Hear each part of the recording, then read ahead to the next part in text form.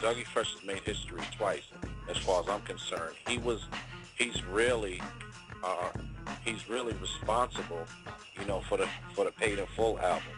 Oh, That all that was, yeah. Doug is really responsible for the Paid in Full album. When we did Paid in Full, every record on there, I took to Doug's house, and it was pretty funny. Me and Doug laugh about it all the time. And he doesn't tell the story. I tell the story. Doug really doesn't want to tell a story, but I tell it because it's the truth. Every record on there, there was some kind of controversy. People were thinking, Marley Marl did the record since he was a producer, da da da da da.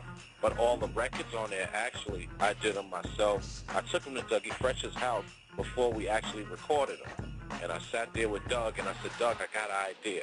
And Doug, and who better to bring him to than Dougie Fresh? He was on fire with Lottie Dottie in the show, one of the greatest entertainers, on a stage, whether it's rap or whether it's R&B.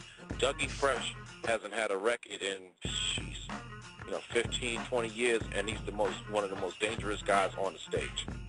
So, yeah.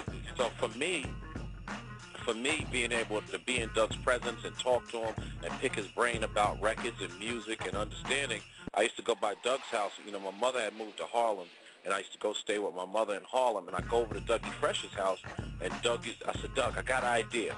I said, I'm going to take this record and fuse them together and Doug I'll never forget what he used to say. All right, Hops, we'll see. All right, Hops, we'll see, Hops. It sound pretty interesting, Hops. We're going to see how you going to pull this off. And then when I did it and pulled it off, Doug said, I don't know, Hops. I thought you couldn't pull it off, but you did. It's kind of hot.